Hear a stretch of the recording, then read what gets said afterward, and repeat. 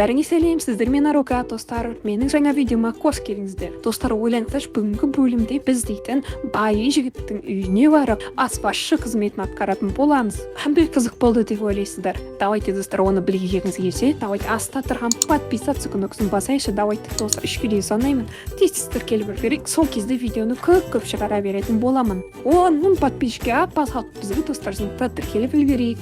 1, 2, 3. Көп рахмет, достар. Алыншы видеоны бастаймыз. Мәссаған, таксиге келмей кетті ғой. Қашан күтіп 15 минут болды уже дейді. Қашан келеді? Тез ана байдың үйіне бару керек еді маған. Мен брухвегінде өзгеріп кетті ғой мәссаған. Неше түрлі жарнамалар іліп тастаған ана жерге, миллион стар деймі. Жарайды, бүгін жұмысымды дұрыстап атқару керек, маған бар ғой. Кәдімгідей қазір мен байдың үйіне барамын да аспазшы болып жұмыс жасайын деп тұрмын ғой.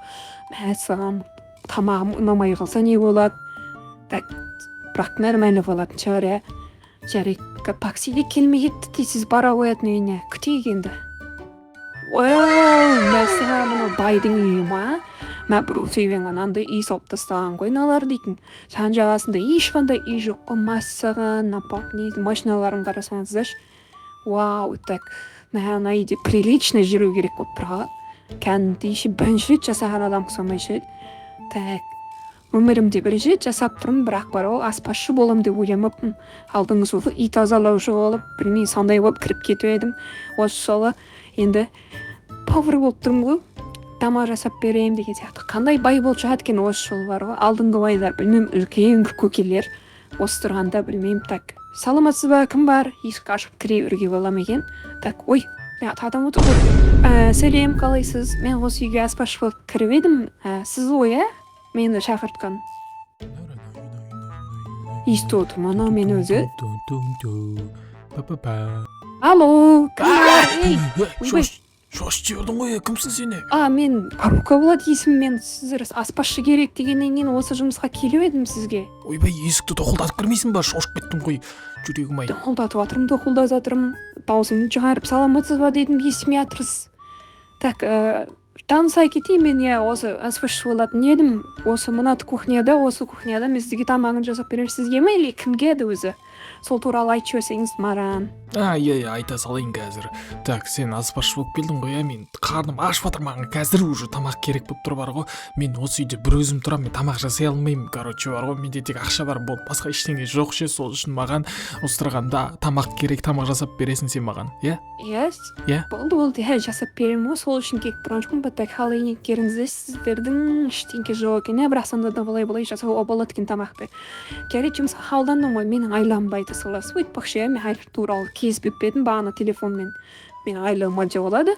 Ақша туралы айта бермеші болды. Не сұрасың да беремін, маған тек тамақ жасап беріп отырсаң болды. Күн азаннан кешке шейін үйде болып тамақ жасай берсең болды. Мен арақтап кеттім бар ғой, маған сен беру керек. Бол тамақ жаса маған. Жарайды, болды, асықпаңыз қазір. Бір сағат дайын болады тамағыңыз. Әдемілеп, жақсылап, мәзі қарныңыз ашып қапты ғой.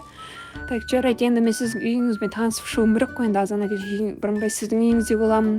Сол үшін, так, жан-жақты бір қарап қайтайын, мына бөлмеде не бар екен, мына бөлме дейтін бізде. Так, мен жазатын бөлмем сияқты ғой шықты. Так, бір өзі тұрады екен, ішіне қоймас, саған сонда анда фастфуд, мынау жеп шаршаған ғой, сонда тамақ жегісі келген ғой. Так, жасаған жайды екен, жап-жас сияқты, түріне қарасаң. Жарайды. Так, жан-жақты бір қарап шығайық, баған үші повардың несі керек болып тұр бар ғой. Атыны жағады. Асмаздың нелері бар ғой, заттары, соларды алу керек па, асман киініп алып, повардың киімін киіп алып маған дұрыстап, кім аспазшының рөлін атқару керек болып тұр ғой, мен бірінші рет болып тұрмын, менде бар ғой, қалай болады екен. Так, бұл жұмысымды бүтін атқара аламын ба екен, атқара алмаймын ба екен. Так, мына жақта ештеңе жоқ екен, жарайды. Төбеге барып, қазір не бар өзі, не аралап кетті, мен жан-жақты бар ғой. Жарайды, бар ғой, қазір мен заттарымды тез дайындап, киініп алайын. Сосын сразу бар ғой, неге дайындала берейін, тамағым жасап, не тамақ холодильникте ештеңе жоқ қой еще. Мәссаған, холодильникке барып, бірдеңе жасау керек, бірдеңе алып, ойбай, мен қайыққа кіріп кеттім, одай жақтасын, қазір шығып кетейін мына жақтан. Мәссаған, ақша жиналатын жерлерге кіріп кеттім ғой. Стау алып, бірдеңе деп жүрер, жарайды, тез киініп алайын. Мәссаған, маған жараса кетті, иә? Мәк штукалым повар ана жарасап кен мойман. Так, тиз холодильникта жып, так заттарды алып, ет беттердің бәрін алып, так байнап қояйын. Бірінші қолым жуып алайын. Қазір неше түрі мән ез жасап берсем болады, бірдеңе жасап беремін қазір. Сосын көре жатармыз, тиз қолым жуып алайын. Сосын көре жатармыз. Башан итіп біраз адым тамақтар әйтеуір толтырып қойдым, дастарханды бірдеңе қылып магазинге барып еще напитоктер әкеліп неше түрлі байды үшін ал бай дастарханыңыз дайын, келіп шайыңызды іше беріңіз. Ай бай мырза деймін. жүрегім ай не шошыта бересің сен мені тамақ дайын болды дейсің ба қазір? Күлкілі екенсіз, не шошып қала бересіз, түсінбеймейсіз де бар ғой. Мінекей сізге неше түрлі тамақты дайындап қойдым, дастарханыңызды толтырып асықпай рахаттанып жесеңіз бола береді. Мұнан бәрі маған ба? Мұнан бәрін тауыса алмаймын ғой мен дейтін. Ой, бір кішкентай бірдеңе жасай салсаң болады ғой. Жоқ, жегіңіз келмесе кешке жейсіз, кешке салып қоямын. Рахмет. Мә саған. Ана тамақтардың бәрі қалай жесем болады екен. Так, қолым дәлдеп тұрған қарашы.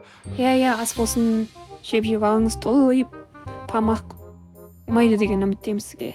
Напитктерін менің алдымда, осыны алып іше берсеңіз болады, артынан итер-битер жеріс болды. Тамаққа тойып шығасыз. Мінекей қазір беріп атым сізге. Мәссаған, мен бүйтіп тамақ жеп көрмегенмін ғой. Мен қайсынан бастасам болады екен, ей? Жей беріңіз. Так, қайсынан тақтың адам бастап бір-екі сэндвич па не еді мынау? Так. Өте дәмді жейіңіз. Чиз. Не болып кетті? Мәссаған, мынау дейтінші, бағана ғана тамақ жемеймін деп отқан сияқты. Жей алмаймын мен ойпай деп. Бәрін жоқ қылып тастады ғой мынау дейтін. Мәссаған, керемет жейтін сіз тамақты. Мынау дейтін бір адамның емес, 10 шақты адамның тамағын жеп қойды ғой, бір күндік. Ойбай кешіріңіз, қарным қатты тойып кетті бар ғой. Мәссаған бүйтіп тамақ ішіп көрмеппін мен дейтін бар ғой. Рахмет ошым жұмысқа қабылдандыңыз, сіз дейтін жүре беріңіз, азаннан кешке шейін күнде жүре беріңіз. Ошым осы үйде бар ғой, мен бір өзім ғана тұрам, бұл үйде ешкім тұрмайды, сондықтан сізге рахмет. Мен дейтін қазір жұмысқа кетуім керек, сіздің тамағыңыз керемет тоқта, сау болыңыз. Сау болыңыз, ас болсын. Мені біртүрлі ой болды ғой, тамақ жемеймін, мен жей алмаймын ғой деп әрін тосып тұрсын ма? Масылы ана сау болды әйтеуір. Бұндай тамақ жеп көрмеген шығар, бірақ байлар дейтін бір тағы тамақ талдап жейтін еді, талғап кәдімгідей.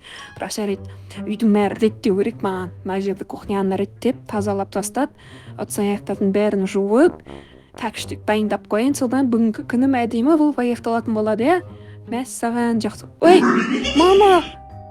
Анау не тұрған? Мама, ойбай, пас, анау кім тұрған? Байеке, қайықтасыз? Анау, мама, Құдай сақтасын. Дала ашық біту керек бар ғой. Терезеден біреуді көргендей болдым ба? Саған жерде ешкім жоқ. Жағана терезеден біреуді көргендей болдым ғой мен. Кім бар ей? Кім бар? Уже кеш деп атып кетіпті ғой, Құдай сақтасын, жүрегім ұшып кетті ғой. Так, далаға шығайыншы, Мәссаған далада кімдер бар? Так, ойбай, бай жігіт наяқта жүр екен ғой. Байеке, мынау үйде ешкім жоқ па? Жаңа терезеде маған біреу қарап тұрды, шошып кеттім, далаға ашып шықтым осы тұрғанда.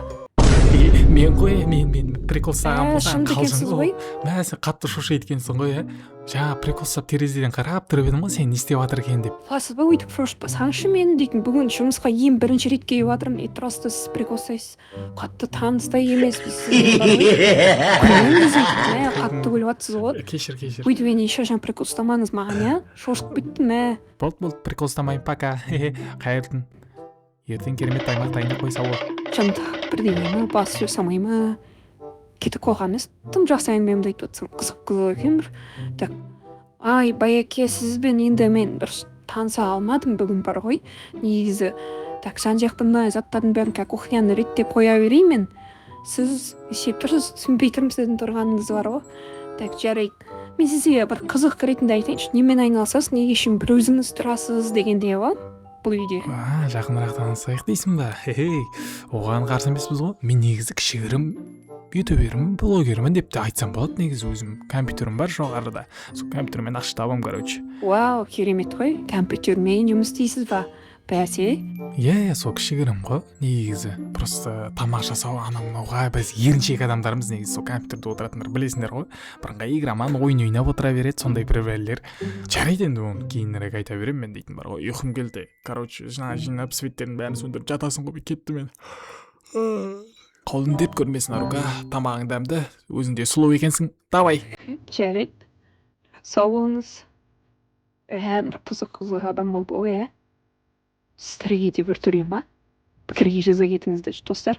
Мынау қандай ойна, үйде жұмыс істей берем ба дальше? Не істесем болады? Комментарийға жазып кетіңіздерші пікірлеріңізді. Не істесем болады, сөйттердің бәрін сөндіріп жабайымен құрсын. Мәссаған. Әйтеуір бай екенін көңіліне сұқтым, әйтеуір тамағымның алды болған. Бүгін аспазшы болып жұмыс жасадым, оның орнына енді дальше не болатынды қызық болып тұр. Осының үйінде түнейміз енді Амазон өткен оған азаны тамағын таңғы жасап беру керек, тағы неше түрлі насталар бар, жұмыстары бар. Маған да ақша керек дегендей сол үшін пікірге жаза кетіңіздер, келесі бөлім қандай болғанын қалайсыздар, не болады деп ойлайсыздар. Бүгінгі бөлімде менің аспазшы болғаным сіздерге ұнаса, давайте достар лайктарыңызды басып арнаға тіркелуді ұмытпаңыздар. Апаймен қайтадан ара қатынасты жалғастыра берсем бола ма, не істесем болады, соны да пікірге жаза кетіңіздер достар. Ал мен қазір тез қолымды жуып тез қатты ұйқыға кете берейін. Иә достар, сау болыңыздар, келесі бөлімде көріскенше.